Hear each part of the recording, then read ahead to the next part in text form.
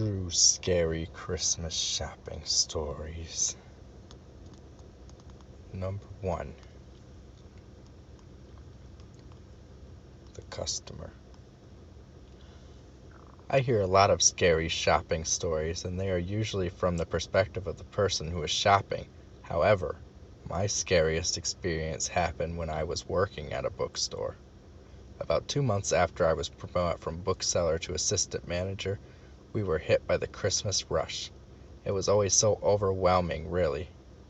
By the end of the night, everyone was so wiped out, and getting all the receipts and drawers count at the end of the night took so much time. On the nights that I was closing, I let the workers go as soon as they were done. There was no reason to make them stick around and be tired while I was finishing up my work. After I let everyone go, I went back into the office to do my work. After a while, I heard the doorbell ring. We had security cameras, but there wasn't one at the front door. So I had to go to the front door and see who it was. There was a guy there. He was dressed in dark clothes and had his hood up. I asked him how I could help him, of course, watching him through the door. "Hey, dude, I left my wallet in your store," he told me. "Can you open the door and let me come in to get it?" I asked him where he thought that he left it, and that I would look for it for him. He didn't like the idea and told me he wasn't sure. He had been shopping through the entire store and would have to look for it. I asked him if he bought anything, and he told me yes, which I knew that meant he had to have had his wallet on him at that point. I pointed that out to him, and he seemed taken back a bit. I told him we didn't get anything turned in, but I could take his information and get back to him if we find anything. The man began getting angry, telling me that he needed his wallet tonight, and he couldn't wait for me to look for it. He kept insisting that I let him in, so he could look for it. When I told him there was no way I was letting him in the store this late and while I was alone, he began getting visibly angry. He told me that if I didn't let him in the place right away, he would call the police and tell them that I stole his wallet. He even got his cell phone out of his pocket and acted like he was going to call. At that point, I had enough. I told the guy the best that I could do was take his information and call him if anything was found. I then told him that if this wasn't good enough, then there wasn't anything at all that I could do for him. He got really angry and began swearing at me. He grabbed the front door and began shaking it, demanding that I open the door. I told him I was going to walk over to the customer service desk and call the police. I wasn't willing to cooperate with him anymore. As I made my way over there, I noticed the guy take off down the street. I thought that this was the end of him, and I figured that I didn't really need to bother calling the police anymore for this. I went back to my work and tried my best to get done so that I could go home and get some rest.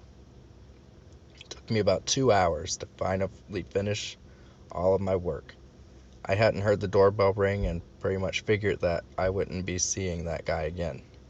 However, when I was going to the front of the store, I did look around to see if anyone was in the parking lot before I went outside. I went out to my car in the cold and couldn't wait to get out of the cold.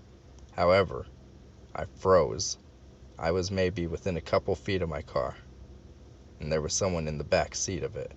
He was hiding down on the back seat with his hood over his head.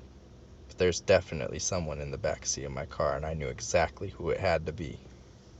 Furthermore, he must have seen me or he wouldn't have ducked down. I did the only thing I could think to do. I turned and ran full speed back to the store. I didn't look back until I had made it to the door. And yeah, he was coming at me. I unlocked the door and shut it behind me. He made it to the door right before I could lock it. So I had to do my best to hold it closed while trying to turn the lock. As I did, the man screamed all sorts of obscenities at me, telling me that he was going to kill me. As the door opened outward, I quickly pushed it towards him, knocking him on the ground, and before he could realize what happened and recover, I was able to get the door closed and locked. I immediately called the police. The guy left after the door was locked, but the police picked him up pretty quickly.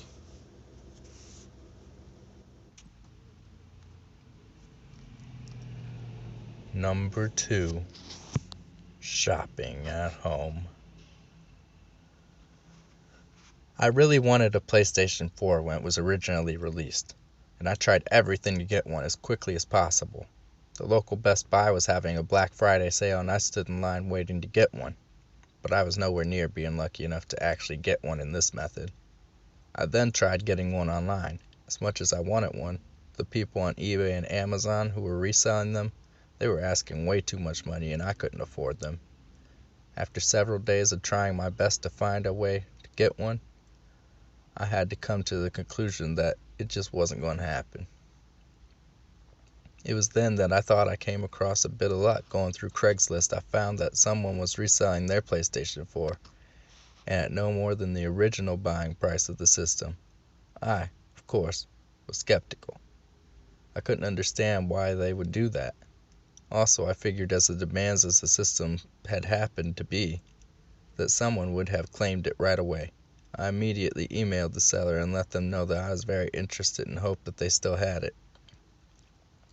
I was surprised to get an immediate message response that they did still have the PS4 and would be willing to sell it to me. They asked for my address so they could bring it over. I was sort of hesitant and asked if it would be better to meet in public. I wasn't too keen on the idea of someone coming over to my house. He let me know that he was going to be very busy all day and that he couldn't keep an appointment in public. It would be better if he came over to my house. I was still not really ecstatic about the idea, but I really wanted that PS4. I agreed and gave the guy my address. I figured it was safer than me going over to his place. This whole exchange took place around 9 a.m. I was so happy and eager to get my PS4 that my eagerness only grew as I began waiting for the guy to show up. Hell, I not only began waiting for him, I waited for him for so long. Hours passed by, and I began to think that he wasn't going to come. Around 2 p.m. I had gotten really impatient. I tried emailing the guy back, asking him where he was. Previously I had gotten a very quick response from him, but I didn't get any this time. Around 6 p.m. I lost all hope. I figured that most likely he got a better offer from someone else and didn't want to tell me. I was disappointed, more than I could probably even tell you. I couldn't even tell you how deflated I was. It's one thing to have gotten the item from the store. I could come to terms with that.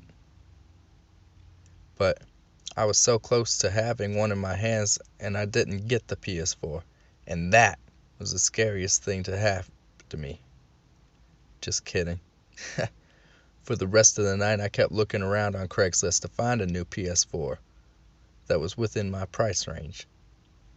I wasn't able to find anything, and before I knew it, I had wasted the entire day and the entire evening with this search.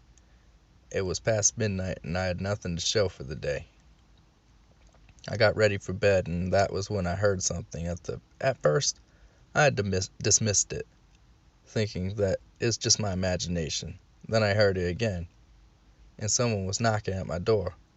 I walked up to the door and looked out the window. There was a guy standing there, and I asked who he was. He identified himself as the guy who had the PS4. He apologized for being so late and told me he got caught up during the day. And then he asked if I had the money. I opened the door but kept the screen door closed. I told him I had the money but didn't see that he had anything with him. I asked if he brought the PS4 with him. He told me it was out in his van. He told me to get the money and come out to the van with him and he would get it for me. I let him know I wasn't really comfortable walking out to his van, and he told me it was all right. I looked over his shoulder and saw that someone was in the van waiting, and he had been keeping his hand in his hooded sweatshirt all the time while he was talking to me. There's something more than just his hand in there.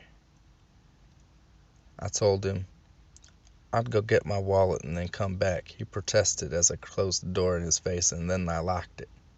I was too uncomfortable with this. I went over to my phone to call the cops. As I did, I heard a loud hit on the front door. Then after a few moments, I watched the van drive away really fast. When I went to check to see if he damaged my door, I nearly fainted as I saw a knife embedded into the door itself. I was right that he had something in his sweatshirt, and that I shouldn't have go out in that van with him. And I'm glad I didn't. Number 3. Black Friday. Normally, I don't go out Christmas shopping on Black Friday. I know there are deals to be gotten, but the actual amount of people who get them is pretty low. It sometimes seems that more negativity comes out of it than anything. I did go out on Black Friday once, and honestly, the experience kept me from ever considering doing it again. This was a few years back. The big Christmas gift that year was a game called Uno Attack. It is supposed to sell out pretty quickly, and my nephew really wanted one. So I decided for the first time ever to brave the Black Friday crowd and see about getting one. I waited outside the store in line for it to open. The entire time I kept wondering why people were so fanatical about doing this. It was cold, and although I was reasonably bundled up, it didn't help. And I had to spend so much time not moving. In addition, the people were in terrible spirits, which seemed to take the spirit away from the whole event. Some people would try to cut in line, which only made the people already in line crabbier than they were. When the store was getting closer to opening, I noticed that there was someone from the store heading out and talking to each person in line. When they got to me, I realized he was handing out tickets, indicating who would be able to buy the Uno Attack game. He asked me why I was there. And yeah, of course I told him yes. He told me I was lucky because I was getting the very last ticket. Of course, this caused some groaning and swearing from people behind me. Although I hated the idea that would be a lot of children who would be getting the toy that they wanted, I was elated. That was until the guy got out of line and walked up to me. He came up immediately after the worker left. He first offered to buy the ticket from me. I told him no because it wasn't a matter of money. It was me trying to make my nephew happy. He then started telling me that his son really wanted the toy. I countered with letting him know that my nephew also really wanted the toy. When I kept refusing, he started telling me other stories, such as his son was really sick, but I could tell that he was just doing his best to make me feel guilty. From further back in line, a few people began telling the guy to leave me alone. He got into a shouting match with several of them. Eventually, the guy stomped away, but not before telling me, "I'll get that toy." I tried not to think about it. I went in, claimed the Uno game, and did some more shopping. I figured that since I had spent so much time waiting outside, I should try to get as much done as I could. When I was done in that store, I went back out to my car. I put all the toys in the trunk and walked over to the bookstore in the strip mall in order to get some other items. When I began walking back to the car the second time, I paused when I noticed the man from earlier was leaning on my car. I began feeling tense, knowing that the guy was going to confront me again. He was much bigger than I was, but I decided I couldn't let him intimidate me. As I got closer to my car, he noticed me and he smiled. He reached into his pocket, and I assumed he was reaching for his wallet.